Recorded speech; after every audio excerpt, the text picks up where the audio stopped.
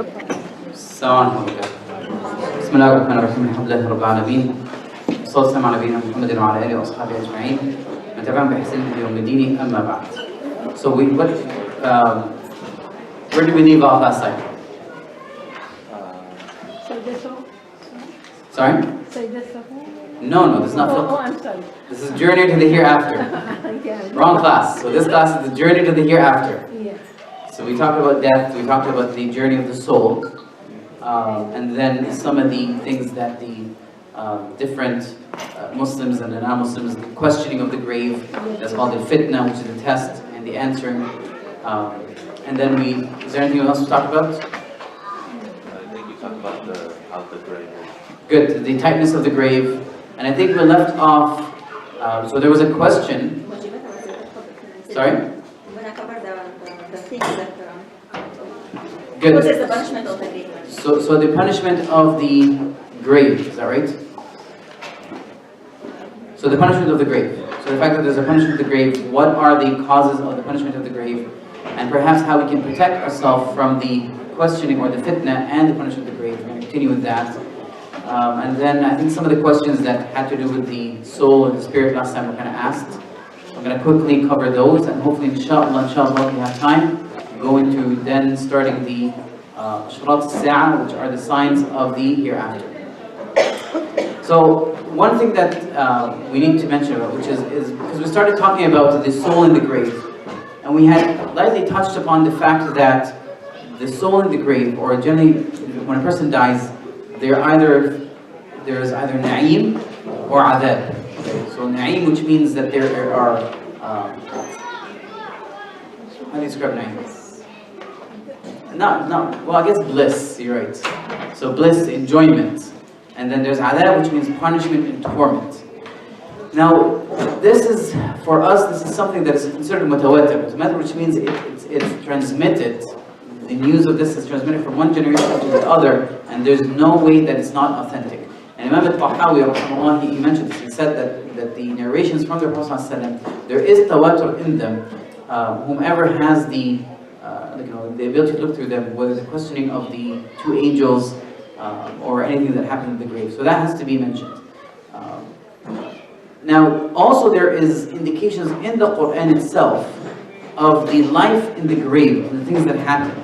Specifically, it talks about punishment. And there's multiple verses that are being used, but I'm going to actually use one verse, and I'm going to hopefully translate it. And then you can tell me how does that tell you that there is actually punishment in the grave. And so this is from Surah Al-Ghafir, and it's verse number 45, and part of 45 and part of 46. Allah subhanahu wa ta'ala said, وَحَاقَ بِآلِ فِرْعَوْنَ سُوءَ الْعَذَابِ النار يعرضون عليها غدوا وعشيا ويوم القيامة ويوم تقوم الساعة أدخلوا آل فرعون أشد العذاب. So the translation is, Allah subhanahu wa ta'ala says, and the people of Pharaoh وحال بآل فرعون وحاق بآل فرعون سوء العذاب, and the people of Pharaoh were enveloped in the worst of punishment. النار يعرضون عليها, the hellfire, they are exposed to it morning and evening. And the day of our appears, it will be said, make the people of Pharaoh enter the severest of punishments. So how does this ayah indicate that there is actually a punishment in the grave? Because if the Pharaoh is looking at the hellfire every day, this means all the bad people are going to look at the hellfire day and night. Because remember we discussed that a window open towards the hellfire. I know, but forget about the hadith. Yeah. I'm saying this verse in itself is an evidence that there is a punishment in the grave. وَيَوْمَ يَرُونَهَا, it's just like the following when they're really actually seeing it. So this is like a stage before it. So it's supposed to be in Okay, so do you guys understand what the verse is talking about? Yes. So it's saying, and the people of Pharaoh were enveloped in the worst of punishment. What is that punishment? The fire, they're exposed to it morning and evening. But here's how we figure this out. It said, and on the day of the hour, when the day of the hour appears, then it will be said, make the people of Pharaoh enter the severest punishment. So which means saying that everything we're talking about over here was before the day of judgment. Is that right? For the buzzer, right? This is exactly, it's barzakh. So this is the life in the grave. So this is a direct evidence from the Quran itself that tells that there is a punishment in the grave. And Al Fir'aun, people of Pharaoh, and the people who followed him have the worst of punishment because they had intended to kill Musa alayhi salam. Even though Musa alayhi salam hadn't shown them just one sign or two signs or three signs, but multiple signs of his truthfulness as being a prophet. But they insisted on disbelief. And in fact, they tried to kill Musa alayhi salam and his companions. So they were receiving the worst of punishments. On their grave, they were being presented to the hellfire day and night. But on the day of judgment, they will enter the worst of punishments. So this is where the indication of it. And so Imam al-Qurtubi had mentioned this. He said that the majority of scholars say that this ard, or the presentation on during the hellfire day or night, is in barzakh. And he said this is a clear evidence that indicates that this is a adab al-qabr. And then Sahih Muslim, so this is now from the hadith, just to indicate that this happens. Sahih Muslim, Aisha radiallahu anha, she had mentioned that there are two elderly women from the Jewish cities that around Medina. That two Jewish women had entered her, and they told her that the people of the graves could be punished. There is punishment for the people of the graves. And so Aisha radiallahu anha did not believe them. And so she said, فَكَذَّبْتُهُمَا وَلَمْ أَنْعَمْ أَنْ أُصَدِّقْهُمَا. And she said, I could not bear to believe them. وَلَمْ أَنْعَمْ أُصَدِّقْهُمَا, which means I could not bear, get myself to believe them that there is punishment in the grave. And so when they left, the Prophet ﷺ had entered, and so she told the Prophet ﷺ, she said that there are two elderly women from the Jewish cities. They came and they told me, they claimed that the people could be punished in the grave. And so the Prophet ﷺ said they were truthful. Sadaqata, they get punished, a punishment that the animals can hear. Animals can hear, which means that the human and jinn cannot hear. And so then she said, I did not see the Prophet ﷺ except that he would seek refuge from the punishment of the grave in his prayers. So the Prophet ﷺ would always, in fact, he would always tell us this. He'd actually advise his companions to always seek refuge from, how many things we said? Four things. I seek refuge from the punishment of the grave and the punishment of Jahannam, and the test of the life and death, and the test tribulation of the Masih al-Dajjal. Okay, so those are four things you ask, seek refuge in. So the Prophet ﷺ was teaching this to us. Okay, that being said,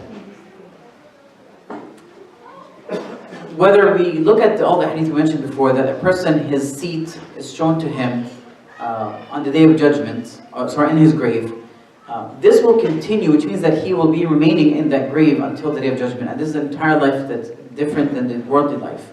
And so the Prophet ﷺ had mentioned this, and also in the hadith in Umar ibn Khattab.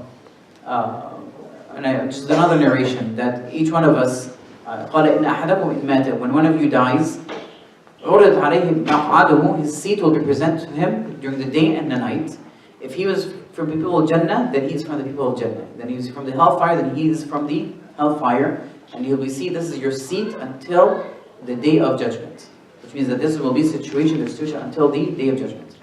Now the question that came asked last year, because we talked about last week, because we were talking about the Muslim, the pious, and the disbeliever. And so the question is what about the middle ground people? Maybe the disobedient. Those are the people of Araf? No, people of Araf are the ones who are are equal in scale. Hasanat is equal to Sayyat. So what are you asking? So I'm asking about in the grave. The hadith we mentioned clearly talk about the pious and the disbelievers or munafiqeen, hypocrites. But we know definitely there's people in the middle. Sinners. Muslims who are sinners. That was your question last week, right? What are they going to be punished? Are they not going to be punished? Do they receive the people of the pious, or is it disbelievers? Where are they? We don't know, right? No, we do know. They should be punished. So the Prophet, so I'm going to tell you what Imam al-Qurtubi said. He said, know that the i'lam an adab al-qabr laysa mukhtassan bil-kafirin. It's not specified, the punishment of the grave is not only specific for disbelievers, nor the hypocrites, but بل يشاركهم فيه طائفة المؤمنين. However, a share of this, is shared between them and some of the groups, طائفة groups from the believers, وكل على حاله من عمله. And each is based on their deeds. So each is based on their deeds. وما استوجبه من خطيئته وزلله. And what it necessitates or is based upon their sin. Right? خطيئته, which means their mistakes, sin, and the slippage, the wrong actions they fell into. And so which means that there are believers, Muslims, depending on their deeds, how much sin they have done, they will have that share some sort of punishment. This is why we know that the Prophet ﷺ had mentioned specific hadiths regarding believers that they're punished in the grave. And there are multiple reasons, multiple hadith that mentions different types of sins that will result in different punishment in the grave. And so this is what we're going to go through right now, inshallah. But generally speaking, one can divide those into a general reason that can result in punishment in the grave, and then specific reasons. So the general reason that might result or expose a person to a punishment in the grave is anything that is resulted due to our ignorance of the rights of Allah subhanahu wa ta'ala, which means that we disobey Allah subhanahu wa ta'ala. We neglect the rights of Allah subhanahu wa ta'ala. We neglect our obligations. We transgress on the boundaries, which means that we fall into sin. All these can expose us to the punishment of the grave. That's the general answer. So that's why we have to be very careful of these things. So we have to understand that the consequences, because who are you disobeying? You're disobeying Allah subhanahu wa ta'ala. When you disobey Allah subhanahu wa ta'ala, there are consequences. They go much further than we think. These consequences quite often are not limited to ourselves. They can expand to even afflict our families. Of course, it affects ourselves in our spirituality, our heart, our iman levels. All these are affected immediately. Our connection with Allah subhanahu wa ta'ala, but also it can have implications that affect around our surroundings. This is why Allah subhanahu wa ta'ala, when He said, that ruin has appeared in the earth and in the sea. Why? With what the hands of men have earned. So it does have an effect. But this also can follow you to the grave.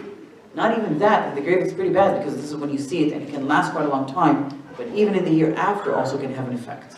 So that sin is not just something momentarily that happens, especially if we insist on it and repeat it. Now if we sin and ask for forgiveness, that's completely different. But insisting on something and dying based on that, this is quite severe. So we have to be careful about this. So that is just a general. Now what are the specific things that Prophet ﷺ had mentioned? Now there's multiple, I'm going to mention a few of them, inshallah. So one of them is, they mentioned one hadith. Two of them actually mentioned one hadith. One is not shielding yourself from your urine, and namima. Namima is what? Riba is different than namima. Trying to make a conflict between two peoples or... Good. Namima is transmitting what somebody said to another person, with the intention of causing problems, conflict between them. Because this is contrary, this is the opposite of what we're supposed to do. One of the best deeds we can do is to reconcile between feuding parties. This individual is doing the opposite. He is causing the feud. So he's saying, you know what, I heard so-and-so say something about you. Do you believe that? He's just kind of almost starting the fire. This narrated by Imam Bukhari al-Muslim. Abdullah ibn Abbas, he said that the Prophet ﷺ, he passed by two graves. And he said, they are being punished, and they're not being punished for something that is huge. He said, Bala. Then he said, yes, they are huge. أما أحدهما, one of them, فكان يسعى بالنميمة. One of them was, he used to, go يسعى, which means he used to take the path, to strive with namima, between people. And he said, the other one, وأما الآخر فكان لا يستتر من بوله. And then the other one, he did not shield himself, protect himself from urine. His splashback. The urine, the splashback that comes out, is urine. So he did not care about that in the first place. Okay. Urine, you know urine, when you go to the bathroom. He did not protect himself from the splash of the urine. Obviously this guy is a male. Okay. When you urinate standing, if you urinate, you gotta be careful that he does not splash back on your body or your clothing. This is what it's referring to. Because it's a najasa. Now if that's the case, is your prayer valid? You have to think about these things. It's a najasa in the first place. You have to clean yourself from it. This person did not care. And so you have to be careful about that. In fact, another narration, the Prophet ﷺ said that عَمَّتْ عَذَابِ الْقَبْرِ مِنَ الْبَوْلِ, right? So the Prophet, it's the narration. The Prophet ﷺ said, تَنَزَّهُ مِنَ الْبَوْلِ, clean yourself from urine. فَإِنَّ عَمَّتْ عَذَابِ الْقَبْرِ مِنْهُ. The majority of punishment of the grave is because of it. I know for girls it's a bit simpler, but for boys it's quite problematic. You can tell by just walking into the washroom. And many of the boys and the men, it's kind of amazing, they don't even comprehend this. They don't think about it. It's just really bad. So we have to, for parents, we have to emphasize that cleanliness from urinating with our children. Whether boys or girls, but we have to stress on the boys because they're a bit more reckless, I guess, right? Not careful as the girls. So how many sins are these? 2. What are they? Namima and not shielding yourself from urine. Good. Now the third one I'm going to mention is al-ghulul. Ghulul can be roughly defined as spoils of war theft or booty theft. In the battlefield when they gather the spoils of war, in Islam they're supposed to be divided. So this individual, what he did was he took something before it got divided. Now there's a specific division for it. But this individual, he had taken something right from it. The Prophet ﷺ, this is narrated by Abu Hurairah, he said that, and this is narrated by in several books of hadith. So he said, Abu Hurairah said, أهدى رجل رسول الله غلاما يقال له مدعم. So a Prophet ﷺ was gifted a ghulam, a young boy. His name was Mid'am. While Mid'am was placing the rahla, which is the stuff you carry while traveling, when he's putting it down, an arrow hit him. A straight arrow hit him. And it killed him. So the people were very happy. They said, Hani'an lahu Jannah. Congratulations for him for Jannah. Because essentially this was almost like on a battlefield. If somebody's putting an arrow hit him, so he died. They said he's in Jannah. So the Prophet ﷺ said, no.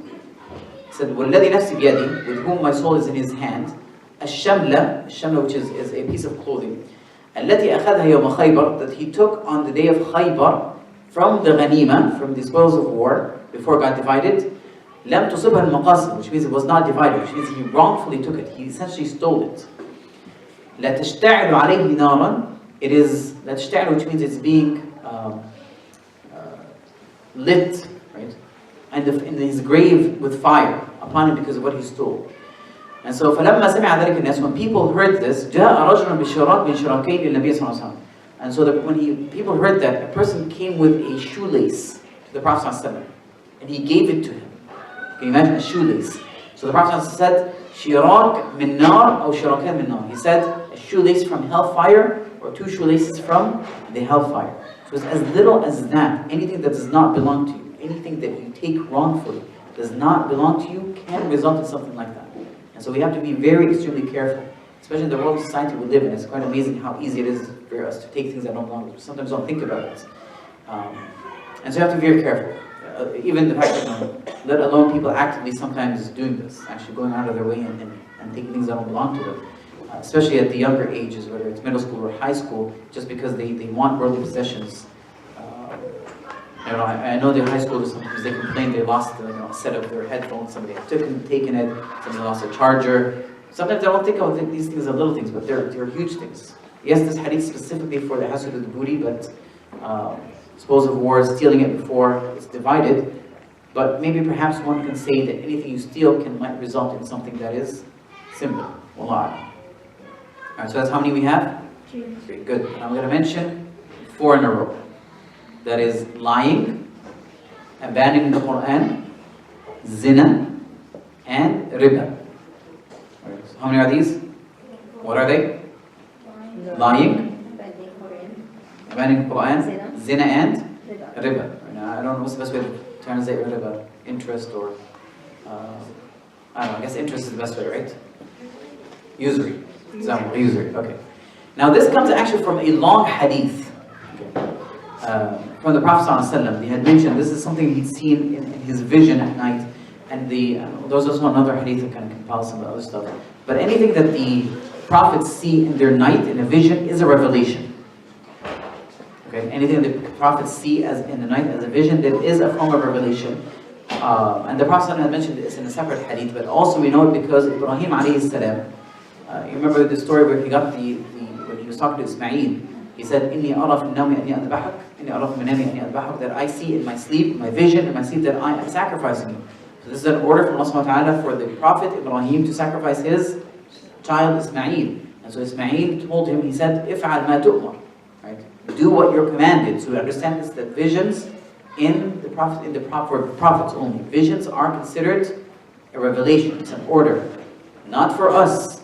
Right? So I don't want anybody who sees a vision, says, the Prophet told me to do so, I'm going to go do it, order people to do it. No, that doesn't count. Okay? So only for the prophets. So the Prophet ﷺ sometimes had the habit in the morning, he would ask his companions, he said, did any of you see a vision? And if they didn't, sometimes he'll tell them something he saw. So one of the times, so this is Samurah ibn Jundub, he mentioned, so this is mentioned in Sahih Bukhari. He said, the Prophet ﷺ, after he prayed, he turned to them, he said, did any of you see a vision this night? If anybody sees that, me too, we'll define that, we'll explain that vision. And so one of these, the Prophet ﷺ asked, and they said no. So the Prophet ﷺ said, but I have seen a vision yesterday night. I have seen a vision yesterday. He said, he saw two men coming. He said, I saw two men that have come to me. And so they took my hand and they took me out of the al-Ard al-Muqaddasa, which is referring to Palestine. No, al-Ard al-Muqaddasa. Wait, yes, al-Ard al-Muqaddasa. And so when they took him, what they found is, فَإِذَا رَجُلٌ جَالِسٌ وَرَجُلٌ قَائِمٌ بِيَدِهِ كَلُّوبٍ مِّنْ حَدِيدٍ. So when he took them, as they were moving, right, they were traveling, he saw a person, man, and then another individual. One of these men had a kallub, which is a staff. Usually it can be metal or wood, but it has a hook made out of metal. Sometimes they use it to hang meat on it, right, for other purposes, but it's a hook, a metal hook. And he says, I've seen a person who has that, and that so he had that, this person is standing in front of him. So what he would do is he would put it in the cheek, right, of the person in front of him, and then he would drag it to one side, and then he'll do the other one, and then he'll drag it to the other side. حتى بلغ قفاه, until he reaches the back of his neck. And so he did it with both sides, and then once he does that heals back up again, and then he does it again, and then he heals back, and then he does it again. He continues doing that. And so the Prophet ﷺ, he said, ما هذا? What is this? And so the men said, انطلق, just keep going, right? Let's go. Until انطلقنا حتى أتينا رجل مضطجع على خفاه, until we reach a person who is lying down on his back, ورجل قائم على رأسه, and a person standing by his head, بفهر أو صخر, with a huge rock, or فهر, which means a rock that is very smooth. And what did he do? فيشدخ به رأسه, he would crush, right, his head with it. فإذا ضربه تدهده الحجر, once he hits it, the rock, the huge rock, would roll back, would roll out, and so the person would go and grab it. By the time he comes back, this person's head has healed back again, and he will do it again. And so the Prophet ﷺ would say, what is this? Right, ما هذا? And so they would tell him, انطلق, let's go. And so then they went until they reached a thuq, which means it's almost like a hole, right? مثل التنور, which means the tanur is almost like an oven. It's an oven that has a wide base and a narrow neck. Right? So it's a place fire used to bake in. So sometimes you've seen it. It's like a fireplace. It's wide and then it has a neck. And so he's saying, فَانْطَلَقْ بِهِ الثُّقْ مِثْلُ التَّنُورِ, which is where you bake in it. The highest level of it is very tight spot, and then wide from the bottom, and then there's fire. And there's people in there, right?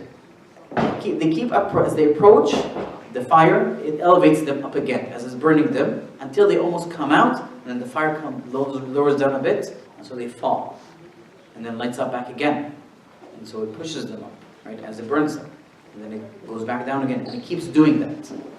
And the Prophet ﷺ said, فِيهَا رِجَالٌ وَنَاسٌ عُرَاءٌ, and in them there are naked men and women.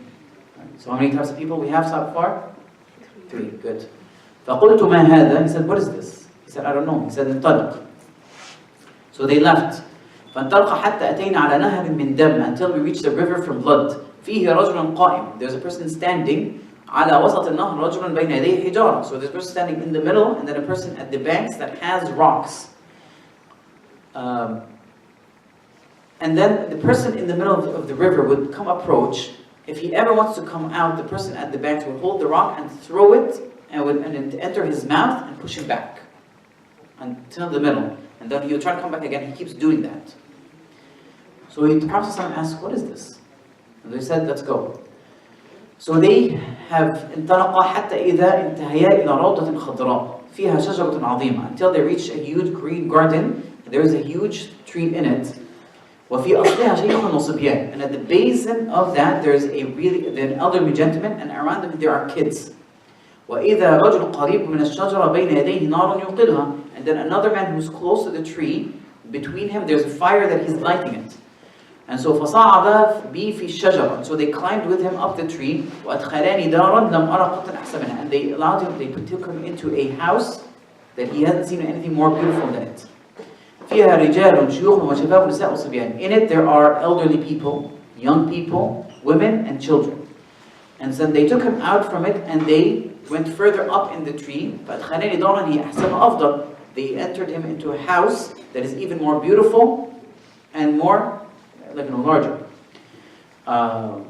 وفيها شيوخ وشباب. In it there's elderly people and younger people. And so the Prophet ﷺ, he's saying in that dream, I talked to him. He said, فطوفت من الليلة فأخبرني ما رأيت. You took me around tonight, tell me what I saw. So they said, yes. So they said, the one that you saw, whose cheeks are being taken from one side to the side, this person is a liar. This person is a liar. He utters the lie, it gets carried until it reaches the al-afaq, which means the distance. فَيَصْنَعُ بِهِ مَا رَأَيْتَ إِلَى يَوْمِ الْقِيَامَةِ. So this will be done to him on the Day of Judgment. Some of the scholars say because of what happens because of the disasters that happen because of that one lie, that it spreads throughout the time. Now this should make us be very careful, because nowadays it's very quick and easy for anything to spread far and wide. Is that right? Yes. All it takes is what? A click. Done. Whether on your phone and the internet, things just go like that. From one side of the country to the other side. Wide and spread. And so if this is a lie that can cause problems, it's a bit of an issue. This individual is the result. So that's the first one. And then the second one, what was happening to him? His head is being smashed. So he said, the one that you saw his head being crushed, فَرَجُلٌ عَلَّمَهُ اللَّهُ الْقُرْآنِ فَنَامَ عَنْهُ بِاللَّيْلِ وَلَمْ يَعْمَ فِيهِ بِالنَّهَارِ. A person who Allah subhanahu wa ta'ala blessed with learning the entire Qur'an, he did not recite it at night, and he abandoned it during the day. Which means that he purposely intended leaving reciting it and did not act upon its teachings during the day. So this is a person who has abandoned the Qur'an, because the Qur'an essentially it's meant for us to practice it. So this individual, Allah subhanahu wa ta'ala blessed him with learning the Qur'an. He purposely left reciting it, but also did not practice its teachings during the day. He practiced something else. This will be done to him until Day of Judgment. And then the third one, what do we see? What was the third one? The fire, right? Basin, and then so there's naked men and women in there. So what are those? Zina. Right? Those are people who have committed zina. By the way, in another narration, one of the things the Prophet ﷺ had seen individuals. There's nice fresh meats and then rotten meats, and these people are just eating from the rotten meat. The Prophet ﷺ asked, Jibreel, what is this? He said, these are the people who commit zina. They have halal, their wives, right? But they leave them and they indulge in what is haram. Alright, and then the fourth one is what? What do we see? The river. The river, good. They're being thrown what in their mouth? Good. Those are the ones who eat riba, usury. Any form of riba. And we know nowadays that sometimes it's very difficult to keep away from. But riba is something that's very dangerous, by the way. The Prophet ﷺ said it's so bad that I can't remember the exact hadith, it was 60 or 70. But he said that I'm going to translate as cent, right? But it's not really a cent. But the smallest amount of riba is worse than committing, I can't remember if it's 60 or 70 adulteries, zina. Right? The smallest amount is worse than committing 60 or 70 times of zina. Now it doesn't mean it's okay for us to do zina. It's bad. And we talked about the punishment of it. But this is even worse. And unfortunately, we take it a bit more lightly than all these other things. But these are major sins. All right, so this person was with him. Then I'm going to explain the rest of the hadith. So because they told him that, the elderly gentleman with the kids around him at the base of the tree was Ibrahim alayhi salam, and those children are the children of the people that had died at an early age. They're around Ibrahim alayhi salam. And the one that is lighting a fire up on the side, that is Khazin, the angel of the guardian of the fire. Malik Khazin al-Nar, right? So the guardian of the hellfire.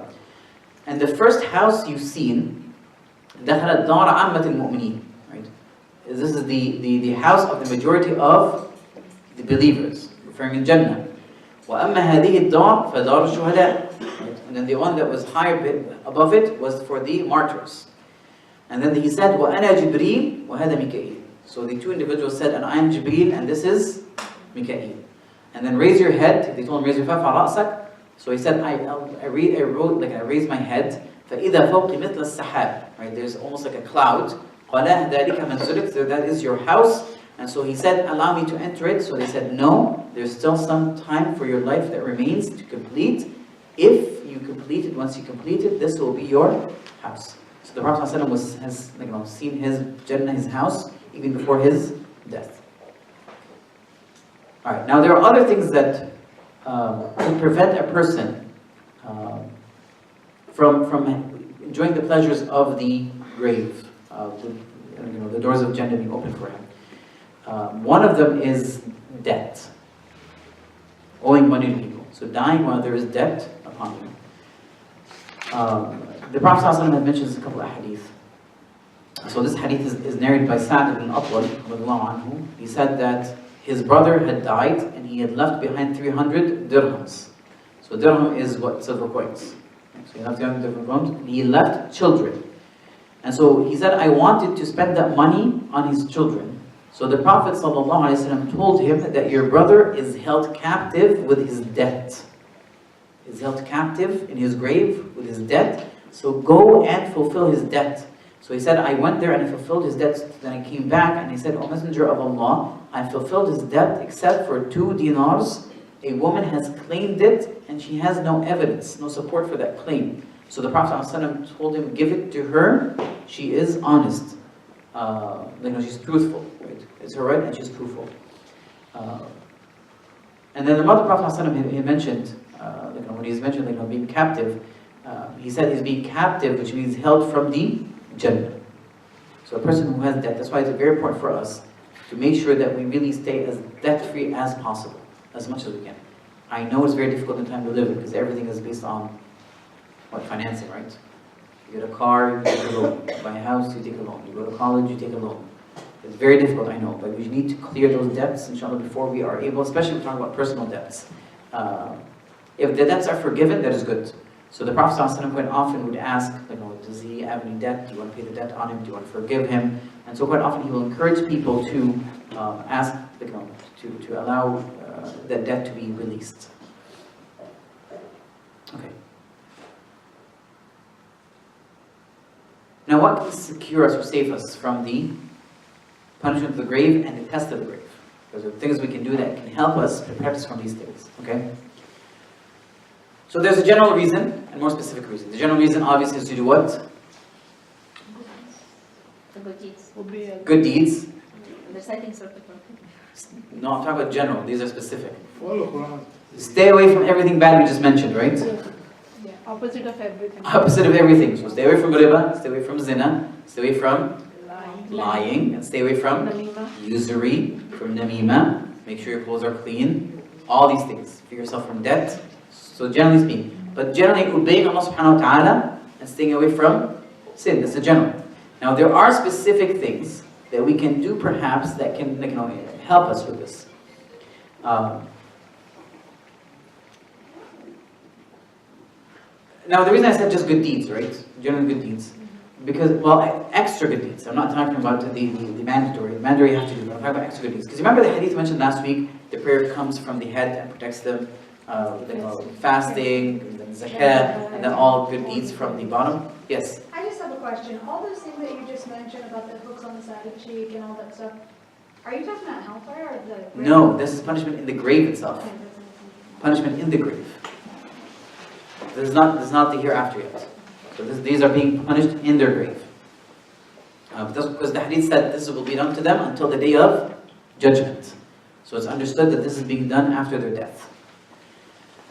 Alright, so we mentioned, generally speaking, like, all these things. Okay, so things that are a bit more specific is the dua to seek refuge from the punishment of the grave. That is more specific. And we should always do this in our prayers, by the way. And the Prophet ﷺ quite did this all the time, and he would tell his companions, like, seek refuge from the punishment of the grave, and so forth. Right. Now, there are certain actions or individuals that can be protected from punishment of the grave or the fitna. The first one is the shaheed. First one is the shaheed, the one who died as a martyr for the sake of Allah subhanahu wa ta'ala. And so the Prophet ﷺ had mentioned in a long hadith, he said the shaheed, he has 6 characteristics that Allah subhanahu wa ta'ala promised him. And one of them, he said, يُجَارُ مِنْ عَذَابِ الْقَبْرِ, he is protected from the punishment of the grave. In another narration, he is protected from even the questioning of the angels themselves. And when asked why, he said, كَفَى بِبَرِقَةِ السُّيُوفِ عَلَى رَأْسِهِ فِتْنَةً. He said it was enough as a test, right, to really show truly what his intentions are, how truthful he is, the shining of the swords above his head. Because truly a person who would give his life is a person who is honest. There's no hypocrisy in this. It makes no sense. So he passed the test already. So Allah subhanahu wa ta'ala protects him from those two, from the punishment of the grave and from the questioning of the angels. Good. Now the second one is ribat. Ribat, which is you are on the borderlines between enemy. Right? There has to be enemies. We're not talking about treaties over here. We're talking about enemy territories. And so sometimes these borders, there's areas where enemies can enter. And so you're at the borders, you're acting as a protector, a guard. And so the Prophet in this hadith, he said, every person who dies, his actions are sealed, except the one who had died in ribat. For the sake of Allah subhanahu wa ta'ala, he said that all his actions will be nurtured and grown, and he would be secured from the test of the grave. So between, Yes, difference between shaheed and that. So the shaheed is on the battlefield. This one is standing guard at the border. Guarding the borders. Guarding the borders. Every country has guards at the borders. Yeah, so those are guards at the borders. Different than dying in the battlefield itself. Okay, so this is 2. The third one, who dies on Friday. Who dies on Friday. So Friday starts from the Maghrib time of Thursday, right? Hopefully, inshallah. So Prophet said, مَا مِن مُسْلِمٍ يَمُوتُ يَوْمُ الْجُمْعَةِ إِلَّا وَقَاهُ اللَّهُ فِتْنَةَ الْقَبْرِ. Right? There isn't a Muslim that dies on the day of Rajab except Allah subhanahu wa ta'ala protects him from the fitna of the grave. Dies or buried? Dies. Okay, so not buried. No, dies. Because once you die, that's it. That's it. No, but you could die on Tuesday and be I buried. understand. So the hadith says over here, it dies. It doesn't say buried. So you die, and that's it. Because your soul is out. Then you receive the protection. Okay. So I'm saying this because you know you do not want to keep the dead body out and buried on Friday. No, you don't do that. People never understood it this way. Now I know that question was answered for that reason. No, it doesn't work that way. So you die on a Friday. Allah. And then the one who dies by a pain in the stomach or disease in the stomach, right? Pain in the stomach, disease in the stomach. Some stomach diseases do kill you, right? A lot of the what's it called? Ta'un, which is sorry, what's it called again? Plague. Yes, some of the plagues actually affect your stomach, and it causes severe pain, and you die from it. And so this is mentioned in one of the hadith. One of the companions, so this is Imam Nasa'i and Tirmidhi and Ibn Hibban have mentioned this, Imam Ahmed. He said, Abdullah ibn Yasar said, I was sitting, and Sulaiman ibn Sard and Khalid ibn Arfata, right? And so they remembered a person who had died. He died because of disease of the stomach. And so both of them were desiring that they were at the funeral, right? The janazah of that person. And so one of them told the other, didn't the Prophet ﷺ say, whomever gets killed or dies because of an affliction in his stomach, then he would not be punished in the grave? So the Prophet ﷺ said yes. And another narration he said, yes, you were true, you're honest. Because these, by the way, are calamities that affect us. So if these people are patient, now many scholars said that they have to be patient with it. The calamities, essentially, maybe perhaps it might cleanse them from the sins. And so when they enter the grave, they don't suffer any of these punishments.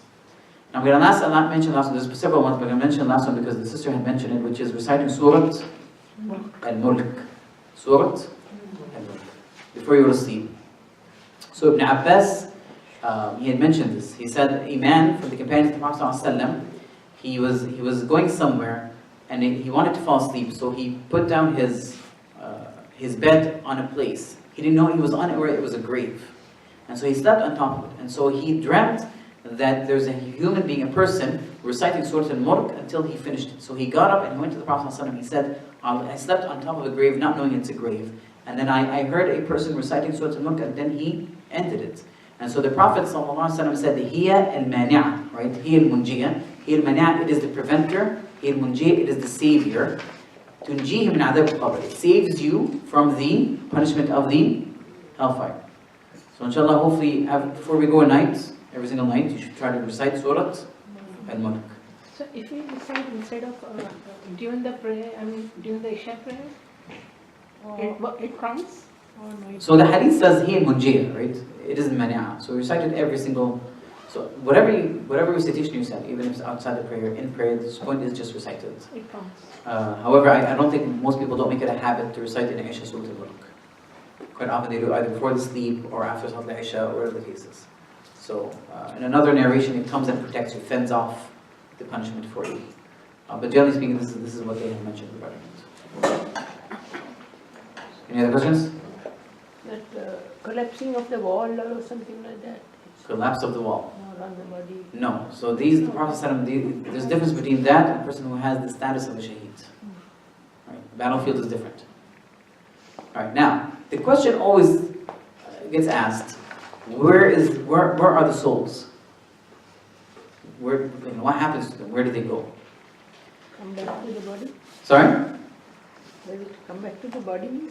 Okay, we'll address that. Does it come back to the body? Doesn't come back? But and souls, remember, we talked about the barzakh. So they're in the barzakh. However, they are not all the same. Because as they're alive, they're not the same. You have the pious, you have the sinner, you have the disbeliever, you have the prophets, you have the martyrs. So each one of them, their soul deals with it a bit differently. Like his soul, like the experience that they have, its place is a bit different. This is all in the barzakh. So in terms for the souls of the prophets, they're obviously in the highest of levels. Nobody can debate that. So we'll get this out of the way. And then you have the souls of the martyrs. Allah subhanahu wa ta'ala said, وَلَا تَحْسَبَنَّ الَّذِينَ قُتِلُوا فِي سَبِيلِ اللَّهِ أَمْوَاتٌ بَلْ أَحْيَاءٌ عِنْدَ رَبِّهِمْ يُرْزَقُونَ. Said, do not think that the ones who died for the sake in the path of Allah subhanahu wa ta'ala are dead. But rather they are alive with their Lord, getting sustenance. So a person should not say, well, they're alive means that they're alive. No, they're alive means that they are experience the life of the barzakh. And this was, this was asked by the Sahaba. He said, Sa'ala Masruq Abdullah ibn Mas'ud. Masruq, one of the Tabi'een, he asked Abdullah ibn Mas'ud about this verse. And then Abdullah ibn Mas'ud, he said, I asked about it. Right? And so then he said, أَرْوَاحُهُمْ فِي أَجْوَادِ فِي طَيْرٍ خُضْرٍ. He said, their souls, the souls of these martyrs, are placed in the insides of green birds. Okay? لَهَا قَنَدِيلٌ مُعَلَّقَةٌ بِالْعَرْشِ. They have houses that are hung underneath the throne of Allah subhanahu wa ta'ala. تَسْرَحُ فِي الْجَنَّةِ حَيْثُ تَشَاءُ. It floats around in anywhere in Jannah it desires, and then it comes back and stays in those houses. So the souls of the martyrs are allowed to roam anywhere in Jannah, to eat anywhere from Jannah. Because really this is the highest thing anybody can ever do. But of course the prophets are more than that. Yes? The souls of the prophet, they are somewhere else? The souls of the So these are different levels. Yeah, okay. Different levels. You know, in Jannah there's different levels. Yeah. So even your soul, the soul experiences different things. Alright, now, the souls of the pious, the souls of the ones who are pious, righteous individuals. So the Prophet ﷺ said, إِنَّمَا نَسَمَةُ الْمُؤْمِنِ طَيْرٌ يَعْلَقُ فِي شَجَرِ الْجَنَّةِ. That the soul of the pious Muslim is a bird that eats from the tree of Jannah. until Allah subhanahu wa ta'ala returns it to its body on the Day of Judgment. So what is the difference between that and the martyrs? Again, the levels of the Jannah, add whatever they wish. Alright, here's the difference. The martyrs, they can roam anywhere in Jannah, eat from anything. But these pious people, it's only limited to just eating from a tree in Jannah. That's it. They don't roam in the entire Jannah. Right? They do get the enjoyment, because remember there's a door, gateway open to them towards Jannah, so they enjoy from the smell, its fragrance, all these things. But they're also allowed to eat from a tree in Jannah. Not roam around in Jannah, not eat from anywhere in Jannah. So that's one of the differences. But also the martyrs, they have a house that the birds actually stay in underneath the throne. The pious Muslims do not have those. Alright, now what about the disobedient souls? Muslim, disobedient. We mentioned already some of it. Punishment. Okay? So we mentioned punishment of the grades, so they have that from the punishment. Now, I have to mention though, even those punishments vary. Some will last until the Day of Judgment. Some will end before the Day of Judgment. And some will take breaks. Okay? I was going to ask about our dua on behalf of the... It gives them breaks. Yes. So the disobedient, some will have torment and punishment until, may Allah save us from those punishments. Until the Day of Judgment. So it's continuous. Until the Day of Judgment. Others, it will stop after a while because their sins have been cleansed. And others, it will be intermittent. Because somebody might make a dua for them, something might happen, and so forth. Alright, now what about the disbelievers? We talked about this. The doorway to the hellfire will be opened, and this is what their soul will be experiencing. Different from the disobedient Muslims. The disbelievers, a doorway of hell will be opened for them, and they will get from its fragrance, from its foul smell, from its punishment, and so forth. Alright. What time is it? We have 3 minutes? 3 minutes. Alright, so the next one is the question that comes in is, and I'm mentioning this before because I think we'll end with this one. The punishment that befalls us, does it befall on the spirit itself, the soul, or the body itself, or both? Both. So, I know people say both. What's the question? We have to agree it's not the body by itself. No. Is that right? No. Yes, it could be the soul by itself. It's mostly on the soul. But there is sometimes an attachment, a relation between the soul and the body. So yes, the punishment also can afflict the body. Even if it got cut and burnt and dispersed and everything, we're talking about over here a different dimension. Allah subhanahu wa ta'ala has the ability to make that pain reach every single atom. Even if you disperse it in the air, Allah subhanahu wa ta'ala will collect in the Day of Judgment, it is there. So this is all the creation of Allah subhanahu wa ta'ala. Allah subhanahu wa ta'ala has the ability to do this. Because people ask, well, what about the person who the fish ate him? Or who got eaten by the sharks or lions, or he got burnt, or the same thing. Okay? We got their soul. Allah subhanahu wa ta'ala will allow the punishment to affect these things, because in the end they're creations, they're atoms, they're molecules. He will be afflicted. Okay? So both the soul mainly, right? But also it will be attached to the body, so the body also will experience enjoyment, but it's not like the worldly type. It's lightly attached. And so the body also will feel some of the good or the bad, but not the body by itself. It doesn't exist. The body by itself is not. And so I think we're going to stop here. Sorry? A good ending after this talk. A good ending after this talk. اللهم انا نعوذ بك من عذاب القبر آمين يا رب. ومن عذاب جهنم آمين. فتنة المحرمات ومن شر آمين. نسألك حسن الخاتمة ونسألك الخير كله ما علمنا منه وجهلنا اللهم ارزقنا الفردوس الأعلى وما قرب إليه من قول وعمل وباعد بيننا وبين النار وما قرب إليه من قول وعمل واحشرنا في زمرة المؤمنين مع الأنبياء والصالحين وارزقنا شربة هنيئة من يد النبي صلى الله عليه وسلم لا نظمأ بعدها أبدا سبحانك اللهم وبحمدك أشهد أن لا إله إلا أنت أستغفرك وأتوب إليك وآخر دعوانا الحمد لله رب العالمين وصلى الله وسلم على محمد وعلى آله وأصحابه أجمعين.